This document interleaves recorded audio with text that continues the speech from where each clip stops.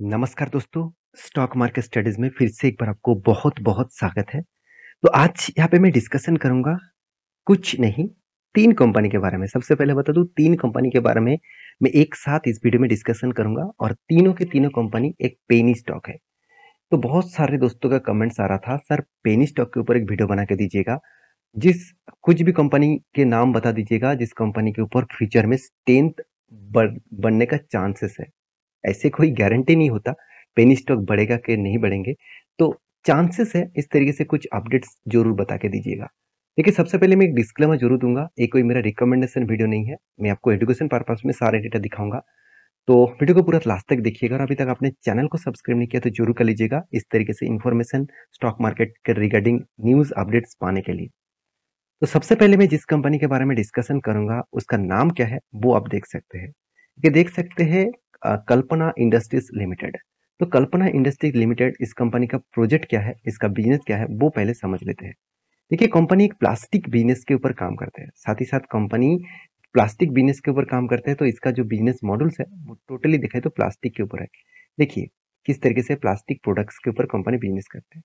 इसका प्रोडक्ट के ऊपर आप क्लिक करेंगे तो आप देखेंगे तो केबल्स यहाँ पे देखिए, कंपोनेंट्स, साथ ही साथ आप देख सकते हैं एंटीफेब, साथ ही साथ यहाँ पे फूडवेयर कंपोनेंट्स, साथ ही साथ आप देखेंगे तो engineer plastic product, engineering plastic appliances, engineering plastic electrical products, engineering plastic electronics product, इस तरीके से प्रोडक्ट को कंपनी क्या करते हैं, बेचते हैं।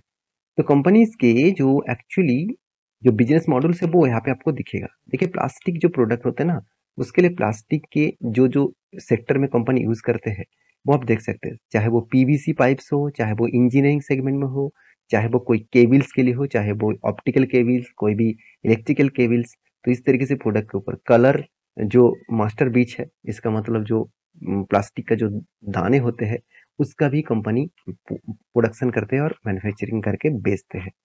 तो कंपनी के तो बिजनेस मॉडल समझ में थोड़ा सा आ चुके हैं। अभी कंपनी के फाइनेंशियल डिटेल्स के बारे में बात करूंगा।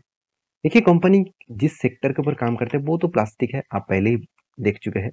कंपनी के फंडामेंटल डिटेल्स के बारे में बात करें तो कंपनी अभी 13 रुपीज में रन कर रहा है। देखिए जब आप वीडियो देखेंगे शायद वो डेटा चेंज हो सकते हैं, उसके लिए कुछ मतलब पैनिक सिचुएशन मत करिएगा। तो कंपनीज के जो डेटा है यही बता रहा है कि कंपनी का मार्केट कैप 125 करोड़ है। उनमें से पी रेशियो कंपनी का डबल के आसपास है इंडस्ट्रीज पी रेशियो से, इसका मतलब हाई वैल्यूएशन में है। कंपनी का return of equity, return of capital employed उतना खास नहीं है, फिर भी देखिए छोटा कंपनी है, उसका पी रेशियो ऐसे नहीं बनेगा कि सॉरी उसका रिटर्न ऑफ इक्विटी ऐसे नहीं बनेगा कि 40-50% के आसपास है होगा, ऐसे बिल्कुल भी नहीं। कंपनी का जो डेप्थ है वो डेप्थ तो है 1.39% के आसपास, इसका मतलब डेप्थ भी थोड़ा सा ज्यादा देखने को मिला। प्रोमोटर के पास होल्डिंग कितना है, 74.8। प्रोमोटर बहुत मतलब शातिर है। मैं इस तरीके से बातचीत क्यों कर रहा हूँ, क्योंकि अगर 75% के ऊपर अगर होल्डिंग होता तो उसको आज नहीं तो कल माल बेचना पड़ता, और माल जब बेचते वो डिस्काउंट में बेचना पड़ता, तो शेयर प्राइस और भी गिरावट के माहौल दिखाते। तो अर्निंग पर शेयर एकदम बेकार है। कंपनी का हाथ में कैश नेगेटिव है क्योंकि कंपनी एक्सपेंड करने के लिए खुद को कैश को रीयूज कर रहा है। कंपनी के डेट ऑफ 20 डेज में कंपनी के हाथ में पैसा रहा है, कंपनी का प्रोडक्शन करने में 11 दिन लग रहा है। मार्केट कैप टू सेल्स ठीक ठाक है, कंपनी का पैग रेशियो नेगेटिव है, खराब सिचुएशन में है। इंटरेस्ट कवरेज चलो ठीक है, रिटर्न ऑफ एसेट उतना खास नहीं है, ईबिटा मार्जिन 15% है। क्विक रेशियो बता रहा है कि कंपनी का वैल्यूएशन थोड़ा सा ज्यादा है। तो कंपनी के प्रॉफिट एंड लॉस के बारे में बात करें तो कंपनी का देखिए प्रॉफिट एंड लॉस में एक चीज आपको देखने को मिलेगा वो है ओपीएम में। पहले तो चलो 3%, 4%, 5% का ओपीएम देखने को मिलता था, आज वो नेगेटिव में चला गया। तो कंपनी का जो प्रॉफिट मार्जिन है वो पहले 24 करोड़, 11 करोड़, 20 करोड़, 19 करोड़, 21 करोड़, 22 करोड़, 26 करोड़, इस तरीके से प्रॉफिट देखने को मिलता है। लास्ट कुछ सालों में, लास्ट 2 ईयर्स में 5 से 2 करोड़ कंपनी पहुंच चुकी है। इसका मतलब कंपनी अभी भी प्रेशर में है, उसके चलते कंपनी कुछ खास रिटर्न नहीं दिया, सेल्स ग्रोथ नेगेटिव में है, प्रॉफिट ग्रोथ नेगेटिव में है। तो कंपनीज की जो मैं इन्वेस्टर के बारे में बात करूँ तो प्रोमोटर और पब्लिक के अलावा और कोई दूसरा व्यक्ति यहाँ पे नहीं मिलेगा। मतलब एफआईएस और डीएस इस कंपनी के ऊपर कोई भी इंटरेस्ट नहीं जता रहा है। अगर रही बात इस कंपनी के चार्ट पैटर्न का, तो ध्यान से इस कंपनी के चार्ट पैटर्न देखिएगा। इस कंपनी के चार्ट पैटर्न क्या बता रहा है, कितना वोलेटिलिटी है। आप देख, अप में गया, डाउन में आया, तो इसका मतलब कितना वोलेटिलिटी कंपनी झेल रहा है। तो इस कंपनी के ऊपर फोकस रखिएगा। इन्वेस्ट करने के लिए जल्दबाजी मत करिएगा, कंपनी के ऊपर बहुत ज्यादा प्रेशर है। अगर 200 डेज ईएमए भी आपके साथ बात करूँ तो कंपनी का ईएमए भी बता रहा है कि कंपनी का डाउन ट्रेंड है, तो और भी गिरावट का माहौल देखने को मिल सकता है। सेकंड जो कंपनी है जिसका नाम मैं आपको बता दूं, कंपनी का नाम देखेंगे एपीएम इंडस्ट्रीज लिमिटेड। जो देखा जाए तो एक इसका इंडस्ट्रीज के बारे में बात करूं तो कंपनी देखें तो टेक्सटाइल इंडस्ट्रीज के ऊपर कंपनी काम करता है। तो टेक्सटाइल इंडस्ट्रीज में जैसे मतलब धागा हो गया, जैसे उस तरीके से प्रोडक्ट हो गया। तो टेक्सटाइल इंडस्ट्री में जो जो प्रोडक्ट के डिमांड है, जो जो प्रोडक्ट लगते हैं, उसी का ही यहाँ पे कंपनी काम करता है। तो इस इंडस्ट्रीज एट फ्यूचर में ऑब्वियसली ग्रोथ करने वाला है, क्योंकि इस इंडस्ट्रीज का ग्रोथ इसीलिए होने वाला है क्योंकि देखिए जब डेवलप कंट्री, कोई भी कंट्री का डेवलप होता है तो लोगों का हाथ में पैसा आता है। तो पैसा जब आए, सबसे पहले वो लग्जरीज मेंटेन करते हैं, खुद के ड्रेसेस में, गाड़ियों में, घर में और वॉचेस में। इस तरीके से लग्जरीज वो मेंटेन करते हैं। तो इस तरीके से प्रोडक्ट का डिमांड लगातार बढ़ने वाला है। तो इस कंपनी का जो प्रोडक्ट है, अगर आप देखेंगे इसका प्रोडक्ट आपको दिखेगा, तो इस कंपनी का प्रोडक्ट एक्चुअली कंपनी का प्रोडक्ट धागे है। तो कंपनी का फाइनेंशियल रिपोर्ट क्या है? देखिए इस कंपनी का फाइनेंशियल रिपोर्ट के बारे में बात करूँ तो 107 करोड़ का माइक्रो कैप टाइप कंपनी है। संभल के इस डेटा को देखिएगा। करंट प्राइस 49 है, चलो कोई बात नहीं। कंपनी का पी रेशियो एकदम रीजनेबल है, अच्छी बात है। कंपनी का return of equity, return of capital employed best देखने को मिला। कंपनी का एनुअल इनकम भी अच्छा है, कंपनी का कर्जा भी ना के बराबर है। चलो सब कुछ ठीक ठाक है। फ्री कैश फ्लो भी हाथ में अच्छा खासा है। कंपनी में मुझे जो बेस्ट पॉइंट लगा, कंपनी को इन्वेंटरी डे मतलब प्रोडक्शन करने में कंपनी का 93 डेज लग रहा है, मगर वही प्रोडक्ट बेचने के बाद कंपनी के हाथ में 13 दिनों के अंदर अंदर पैसा आ रहा है। ये कंपनी ने बहुत अच्छी तरीके से मैनेज किया। कंपनी का मैनेजमेंट मुझे यहाँ पे स्ट्रांग लगा। साथ ही साथ कंपनी का मार्केट कैप टू सेल्स बता रहा है, कंपनी का स्ट्रेंथ बहुत स्ट्रांग है, क्योंकि कंपनी सिर्फ 30 पैसा मतलब मतलब 1 रुपये कमाने के लिए कंपनी सिर्फ के सिर्फ 30 पैसा यूज कर रहा है। तो अच्छी बात है ना।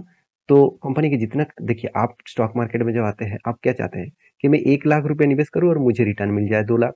तो इस तरीके से सोच कर आते हैं ना। तो इसी तरीके से कंपनी भी उसी तरीके से सोच रहा है। पैक रेशियो भी एकदम रिजनेबल में है। रिटर्न ऑफ एसेट और return of equities, return of capital employed सब कुछ बेस्ट है।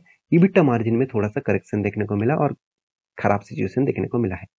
इंटरेस्ट कवरेज भी 19 टाइम्स है, मतलब 19 टाइम्स कंपनी इंटरेस्ट कवरेज कर रहा है, मतलब जितना इंटरेस्ट दे रहा है उसमें से 19 टाइम्स कंपनी प्रॉफिट कमा रहा है। वीक रेशियो बता रहा है कि कंपनी का वैल्यूएशन के हिसाब से थोड़ा सा वीकनेस में है, क्विक रेशियो। तो कंपनी के देखिए प्रॉफिट एंड लॉस के बारे में बात करो तो मुझे बेस्ट पॉइंट लगा, कंपनी लगातार खुद का सेल्स और प्रॉफिट को मेंटेन करता है। तो ऐसे नहीं कि हर साल कंपनी का पिछले सालों की तुलना से प्रॉफिट इंक्रीज होता जा रहा है, क्योंकि छोटा कंपनी है तो उसको मेंटेन करना इतना आसान नहीं होगा। तो फिर भी कंपनी ऑपरेटिंग प्रॉफिट जो दिखाया, मुझे यहाँ पे बहुत शानदार लगा, क्योंकि कंपनी ने कंटिन्यूसली ऑपरेटिंग प्रॉफिट को मेंटेन किया और प्रॉफिट को भी मेंटेन किया। तो इसी के चलते कंपनी आपको अच्छा खासा रिटर्न दिया। ऐसे नहीं कि 1 साल में रिटर्न दे दिया, बाकी सालों में नहीं दिया।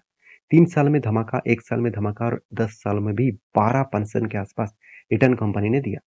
तो कंपनी का देखिए सेल्स ग्रोथ, कंपनी का प्रॉफिट ग्रोथ भी ठीक ठाक है। सिर्फ 10 साल और 5 साल में कुछ खास परफॉर्मेंस नहीं देखने को मिला। ओवरऑल बात करूं कंपनी के इन्वेस्टर के बारे में, तो इन्वेस्टर के बारे में बात करूं तो प्रोमोटर और पब्लिक के अलावा दूसरा कोई व्यक्ति यहाँ पे नहीं मिलेगा। और रही बात इस कंपनी के चार्ट पैटर्न में, देखिए कंपनी कितना शानदार 800% का रिटर्न दिया।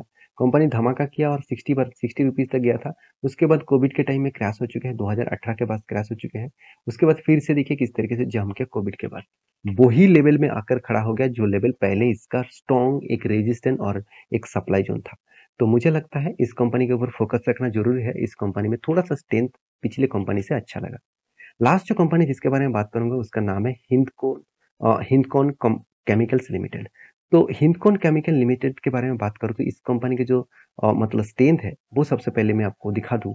तो इस कंपनी के डिटेल्स के बारे में बात करूं तो कंपनी बहुत छोटा है, 90 करोड़ के आसपास इसका मार्केट कैप है। करंट प्राइस इसका 88 है, चलो कोई बात नहीं। कंपनी 50% के आसपास यहाँ पे क्रैश हो चुके हैं। कंपनी का पी रेशियो कंपनी की इंडस्ट्रीज पी रेशियो से कम है। Return of equity, return of capital employed यही बता रहे हैं कि कंपनी के जो वैल्यूएशन है वो अभी धीरे धीरे करके इन मतलब ज्यादा देखने को मिला। मैं कहाँ से बता रहा हूँ वैल्यूएशन, आप पैग रेशियो देखेंगे तो 4.80 है, हाई वैल्यूएशन के हिसाब से देखने को मिला। हाँ कुछ पॉइंट्स अच्छे भी है, जैसे कुछ डेप्थ नहीं है कंपनी का, और कंपनी का जो हाथ में कैश भी है, कंपनी का प्रोमोटर पास होल्डिंग भी अच्छा खासा है, और कंपनी का देखिए ईबिटा मार्जिन ठीक है, मतलब ठीक ठाक है। छोटा कंपनी की ईबिटा मार्जिन 12% भी बहुत अच्छा है। तो कंपनी का रिटर्न ऑफ कैपिटल एम्प्लॉयड भी 64% के आसपास है, सॉरी 16% के आसपास है। इंटरेस्ट कवरेज भी अच्छा खासा है, कंपनी का एसेट भी अच्छा खासा देखने को मिला। और कंपनी के देखिए एंटरप्राइजेस वैल्यूज के बारे में बात करूं तो कंपनी के एंटरप्राइजेस वैल्यूज 81 करोड़ के आसपास है। इसका मतलब कंपनी का खुद की बिजनेस के साथ साथ दूसरे बिजनेस के ऊपर भी कंपनी इन्वेस्टमेंट करके रखा। तो मुझे वीकनेस कहाँ पे लगा? कंपनी के डेट स्टे में। 112 दिन लग रहा है कंपनी के हाथ में पैसा आने तक। मतलब जो माल कंपनी ने बेचा, उस पैसे को उठाने के लिए कंपनी को 112 दिन लग रहा है।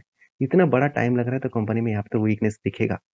रही बात कंपनीज़ के प्रॉफिट एंड लॉस का, तो प्रॉफिट एंड लॉस के बारे में बात करूँ, कंटिन्यूअसली कंपनी सेल्स को इंक्रीज़ किया, एक्सपेंस को भी कंट्रोल किया, इसीलिए एक टाइम कंपनी का ओपीएम नेगेटिव में था, आज पॉजिटिव में है। हाँ, 10% के आसपास ओपीएम था, आज 6% के आसपास ओपीएम बन चुके हैं। प्रॉफिट एंड लॉस के बारे में बात करूँ तो नेट प्रॉफिट कंटिन्यूअसली इंक्रीज़ हुआ, 3%, 3 करोड़ 4 करोड़ से बन चुके हैं आज 4.5 करोड़ के आसपास। तो कंपनी ने आपको अच्छा खासा धमाका रिटर्न भी दिया, 1 साल में 39%, 3 साल में 107%, 5 साल में 27% आसपास रिटर्न दिया। सेल्स ग्रोथ बहुत बगड़ा बढ़िया है और प्रॉफिट ग्रोथ पॉजिटिव तो है, मगर उतना खास नहीं है। तो कंपनी का रिटर्न ऑफ इक्विटी में अच्छा खासा ग्रोथ देखने को मिला है। कंपनी के इन्वेस्टर के बारे में बात करूँ तो कंपनी के इन्वेस्टर यहाँ पे अवेलेबल्स नहीं है। तो ये था कंपनी का पूरा अपडेट्स। तो इस तीनों कंपनी के ऊपर अगर आप मुझे पूछेंगे, सर इस तीनों कंपनी के ऊपर अगर छोटा-मोटा अमाउंट भी मैं निवेश करना चाहूँ, अगर मैं मेरा इन्वेस्टमेंट का अगर मान के चलिए 1 लाख रुपया में मैं 1% भी अगर निवेश करना चाहूँ, तो मैं किसके ऊपर निवेश करूँ? देखिए मेरा कोई रिकमेंडेशन नहीं है, अगर मुझे पूछेंगे कि अगर सर आप किस कंपनी के ऊपर निवेश करना चाहेंगे, तो ऑब्वियसली मैं एपीएम कंपनी के ऊपर निवेश करना चाहूँगा, एपीएम इंडस्ट्रीज़ के ऊपर निवेश करना चाहूँगा। देखिए मेरा कोई रिकमेंडेशन नहीं है, ये मैं आपको समझाने के लिए और सारे डेटा इसीलिए दिखा हूँ क्योंकि एज़ ए एजुकेशन पर्पज़ में आपको कंपनी के बारे में जानकारी लेना चाहिए। उसके बाद उससे आपको मल्टीबैगर कंपनी ढूँढ कर निवेश करना चाहिए। तो ये था कंपनी का अपडेट्स। तो मेरी वीडियो अच्छी लगे तो प्लीज़ लाइक करना, चैनल को ज़रूर सब्सक्राइब करना। मिलेंगे नेक्स्ट वीडियो में, तब तक के लिए अच्छे से रहिए, अपना ख्याल रखिए। Bye bye.